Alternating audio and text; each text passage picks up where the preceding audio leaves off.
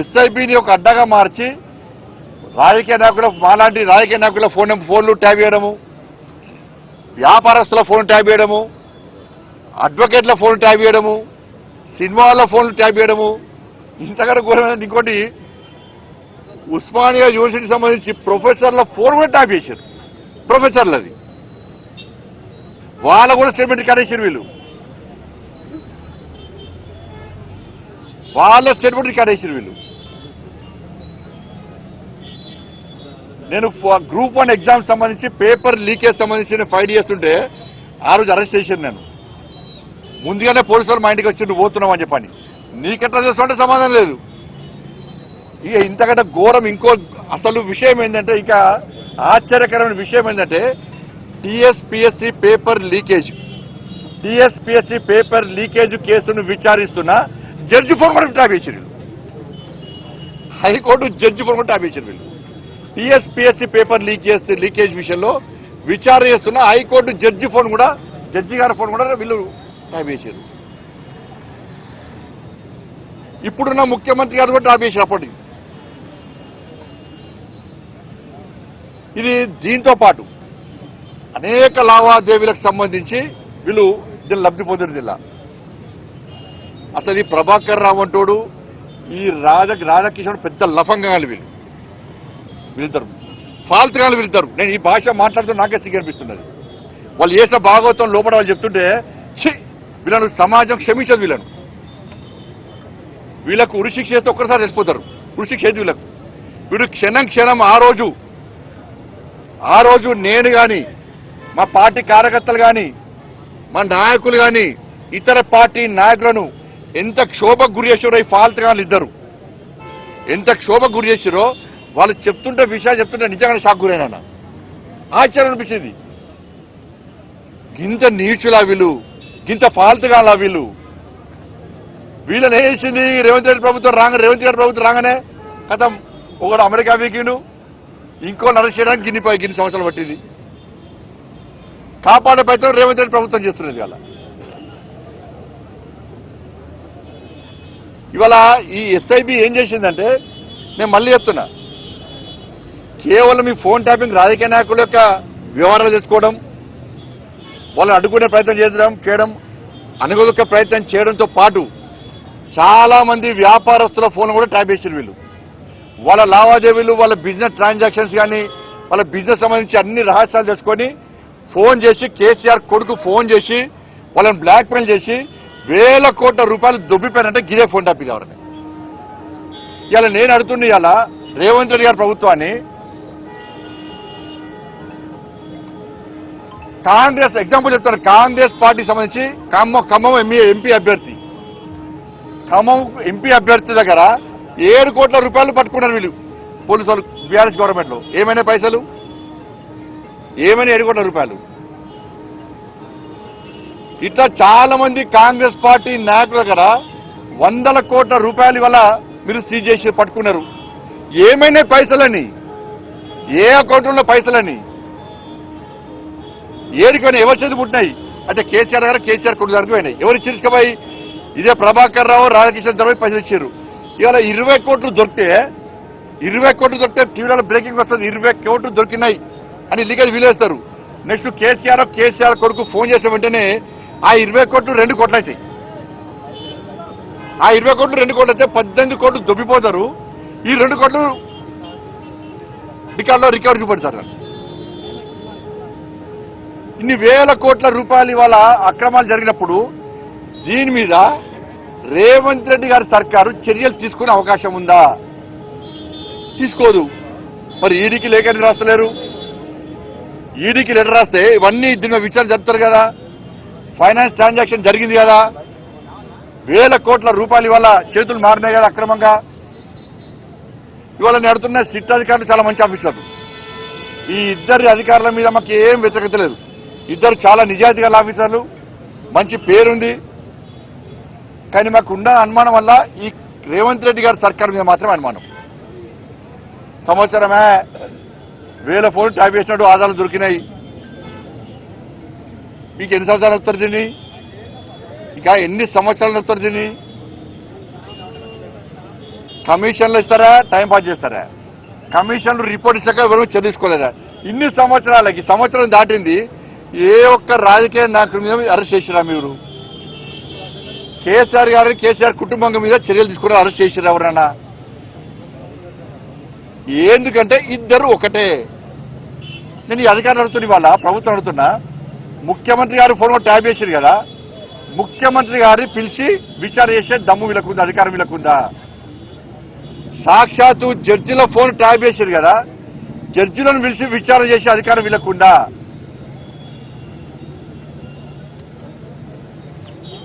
మరి ఏం ఎట్లా అధికారం, ఎట్లా విచారణ చేయాలి?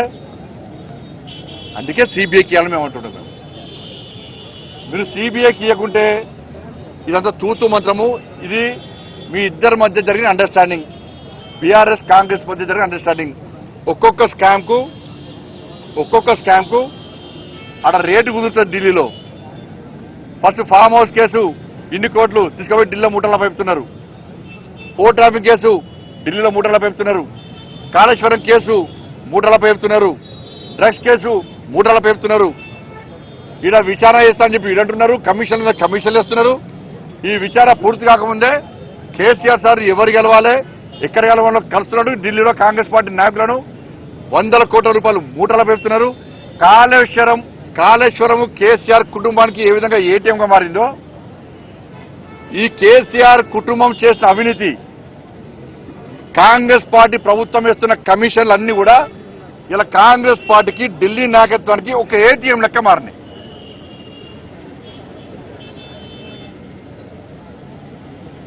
ఇంత జరుగుతుంటే కేసీఆర్ కుటుంబాన్ని అరెస్ట్ చేసి దమ్ములేదు. లాస్ట్ రాష్ట్ర ముఖ్యమంత్రి గారు ఏం చేశారు? క్లీన్ చీట్ ఇచ్చేసి ఇవాళ మేము కేసీఆర్ ఏం చేయం. అదే రాష్ట్ర ముఖ్యమంత్రి గారిని జైలుకి పంపినప్పుడు నీ ఫోన్ నీ కుటుంబ సభ్యుల ఫోన్ ట్యాప్ చేసిండు. ఎవరు చేశారు? కేసీఆర్ చేసిండు, కేసీఆర్ కొడుకు చేసిండు.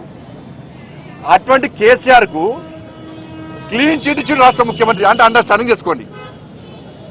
కేసీఆర్ ఏ చెప్తే రేవంత్ రెడ్డి గారు గదే చెప్తాడు. కేసీఆర్ గారు ఏ మాట్లాడమంటే రేవంత్ రెడ్డి గారు గదే మాట్లాడతారు. కేసీఆర్ అభిప్రాయం ఏందో రేవంత్ రెడ్డి గారు గదే అభిప్రాయాన్ని బయట చెప్తాడు.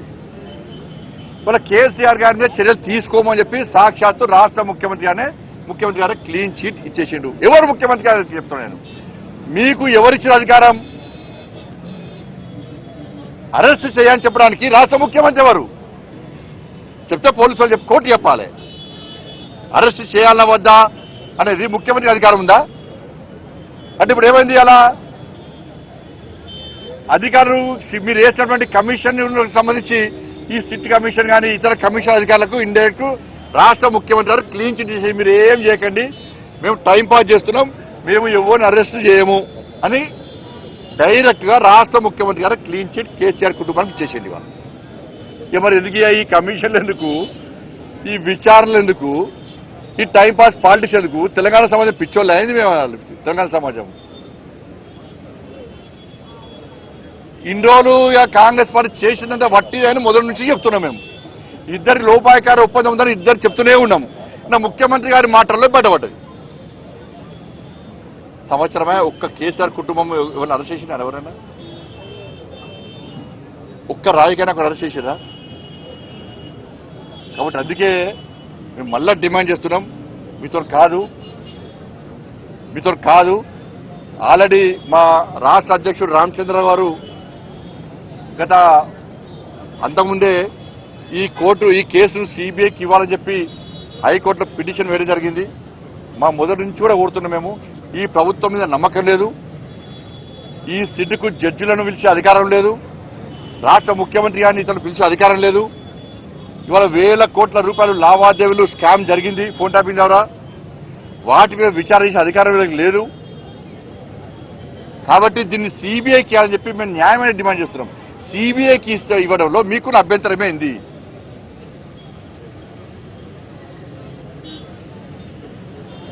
ఇలా భారతీయ జనతా పార్టీ సంబంధించి అనేక రాష్ట్రాల్లో మేము అధికారంలో మేము అనేక రాష్ట్రాల్లో ఏ రాష్ట్రంలో కూడా ఏ ప్రతిపక్ష పార్టీ భారతీయ జనతా పార్టీ మీద ఫోన్ ట్యాపింగ్ చేస్తున్నారని చెప్పి ఎక్కడ ఆరోపణలు లేవు.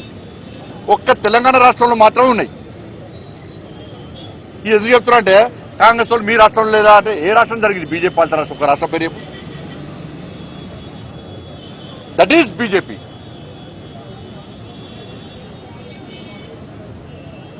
బట్ దయచేసి వీటి మీద మాకు నమ్మకం లేదు.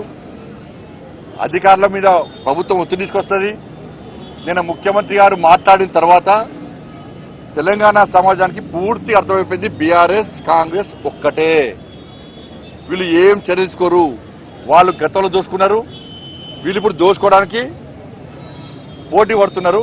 కాబట్టి వీళ్ళ మీద వాళ్ళు విచారణ జరపరు, వాళ్ళ మీద వీళ్ళు విచారణ జరపరు. కాబట్టి సిబిఐకి అని చెప్పి భారతీయ జనతా పార్టీ డిమాండ్ చేస్తున్నది. ఇవాళ ఏదైతే ఎస్ఐబి సంబంధించి ఉన్నదో మన చాలా మంది ఎస్ఐబిలో అధికారులు గతంలో బీఆర్ఎస్ పార్టీ ప్రభుత్వం రాకముందు అనేక మంది ఎస్ఐబిలో అధికారులు నక్సల్స్ విషయంలో ప్రాణత్యాగం చేశారు. చాలా మంది అమరులైన వాళ్ళది బలిదానం అయిపోయారు. అటువంటి ఎస్ఐబిలో ఈ ప్రభాకర్ రావు అంటే రిటైర్మెంట్ అయిపోయింది. అది అయిపోయినాక డిఓటి టెలికాం డిపార్ట్మెంట్ సంబంధించి అధికారులు క్వశ్చన్ చేసినారు ఎవరిని, బీఆర్ఎస్ పార్టీ ప్రభుత్వాన్ని.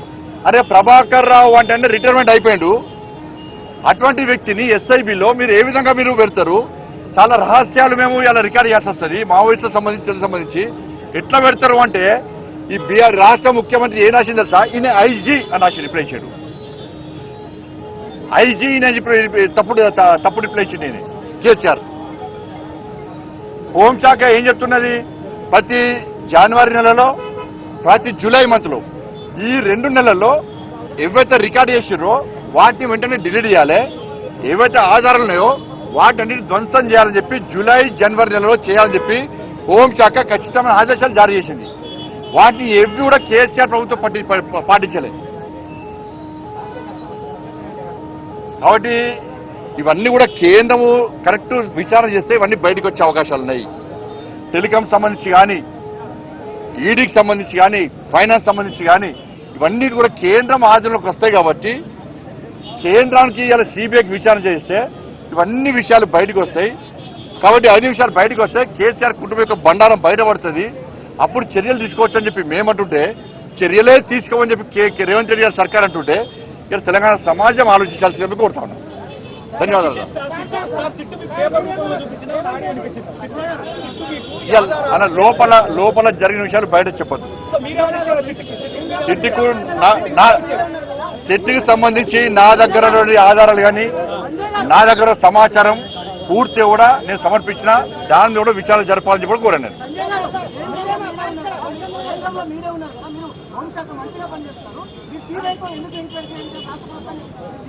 అన్న కేసీఆర్ గవర్నమెంట్ లో సిబిఐని తెలంగాణకు రానియమని చెప్పి ఒక జీవో ఇష్యూ చేసి తెలుసా మీకు అది?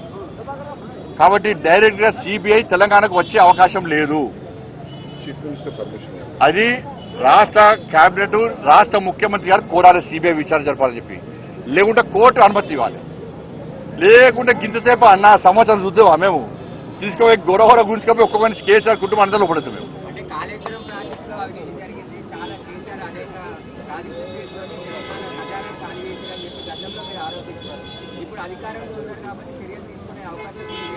ఏం చర్యలు తీసుకున్నాం? మేము ఆల్రెడీ విజిలెన్స్ బోర్డు ఇస్తున్నాం దాని మీద.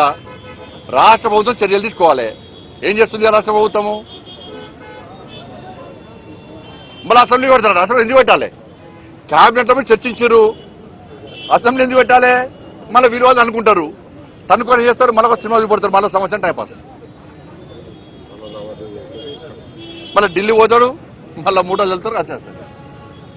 అన్నా ఇప్పుడు గిన్ని ఆరోపణలు రాష్ట్ర ముఖ్యమంత్రి గారు ఇప్పుడు రేవంత్ రెడ్డి గారు ఆయన అధికారం లేనప్పుడు ఏమన్నాడు? మేము అధికారంలోకి వచ్చిన వెంటనే ట్రస్ట్ కేసు బయట తీస్తాం, ఫామ్ హౌస్ కేసు బయట తీస్తాం, ఫోన్ ట్యాపింగ్ కేసు బయట తీస్తాం, కాళేశ్వరం కేసు బయట తీస్తాం, ఫార్ములా ఈ కేసు బయట తీస్తాం. ఇవన్నీ చెప్పే ఏమే సంవత్సరం ఒక్క కేసీఆర్ కుటుంబాన్ని ఒక్కరు అరెస్ట్ చేసినావా?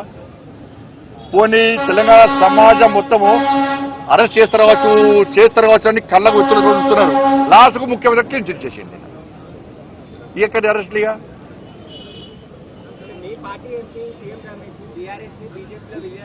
అన్న టాపిక్ డెవలప్ ఫోన్ టాపిక్ మాట్లాడాను, లేకుంటే మీరు అదిస్తారు వాళ్ళ మీరు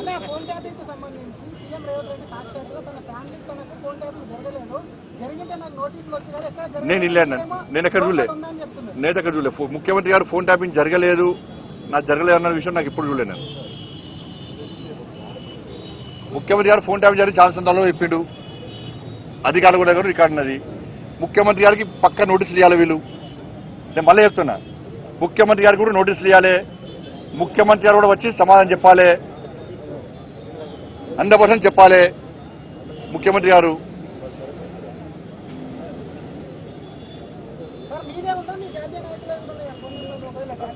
నా లిస్టు చూస్తే నువ్వు ఆశ్చర్యపోతావు అన్న, 1000 నెంబర్లు లేదు అలా. ఇక కేసీఆర్ అంటానికి, కేసీఆర్ కొడుకు ట్విట్టర్ తినడానికి ఏం పని లేదు, ఇదే పని వాళ్ళకి. ఇక ఏం పని లేదు, అన్ని ఉన్న పని వారు ఈ 11 సంవత్సరాలు సాధించింది ఏంటి అంటే 1000 కోట్ల రూపాయలు వ్యాపారస్తులై రాజకీయ నాయకులే అన్ని ఎలక్షన్ కూడా పట్టుకున్న పైసలు గీసలు దుబ్బిపోయి, వ్యాపారస్తులు బ్లాక్ మెయిల్ చేసి పైసలు దుబ్బిపోయి, అదే సొంత చెల్లెది ఫోన్ ట్యాప్ చేస్తారా అన్న, బిడ్డ చేస్తారా అన్న ఎవడన్నా, అల్లుంది చేస్తారా ఎవడన్నా?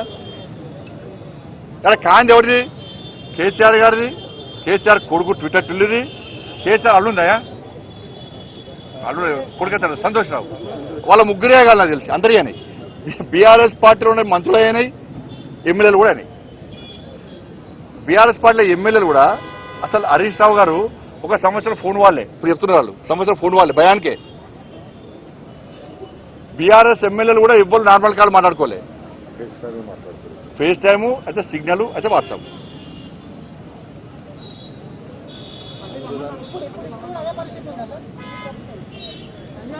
ఇప్పుడు నాకే తెలుస్తుంది, మీకే తెలుస్తుంది ఎక్కువ. మళ్ళీ రమ్మంటే మళ్ళీ వస్తా. నేను విచారణకు నేను కేంద్ర మంత్రిగా రాలేదు, ఒక సాధారణ పౌరునిగా నా బాధ్యత ఉంది కాబట్టి, ముఖ్యంగా నేను సఫర్ అయినా, మా పార్టీ కార్యకర్తలు సఫర్ అయ్యారు, మా నాయకుడు సఫర్ అయ్యారు. ఆ రోజు కాంగ్రెస్ పార్టీ లేదు, ఆ రోజు బీఆర్ఎస్ పార్టీని కేసీఆర్ మెడల్ వంచింది భారతీయ జనతా పార్టీ. మా పార్టీ కార్యకర్తల మీద నాన్ అవైలబుల్ కేసు పెట్టిర్రు, రౌడీ షీట్లు ఓపెన్ చేసిర్రు, కమ్యూనల్ షీట్లు ఓపెన్ చేసిర్రు, లాఠీలతో కొట్టిర్రు, నిర్బంధం విధించారు మా మీద. అప్పుడు సఫర్ అయింది మేమే, కాంగ్రెస్ పార్టీ కాదు. మేము సఫర్ అయినాం, కాంగ్రెస్ పార్టీలో ఒక రేవంత్ రెడ్డి గారు మాత్రమే సఫర్ అయ్యారు.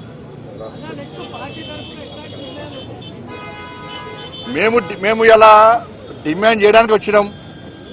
రాష్ట్ర ప్రభుత్వము చిత్తశుద్ధి నిరూపించుకోవాలంటే, రాష్ట్ర ముఖ్యమంత్రి గారు చిత్తశుద్ధి నిరూపించుకోవాలంటే మాకు ఢిల్లీకి మూటలు ముడతలేవు అని చెప్పాలి. అది నిజం కావాలంటే మీరు వెంటనే సిబిఐకి ఇవ్వాలని చెప్పి డిమాండ్ చేస్తున్నాం. ధన్యవాదాలు.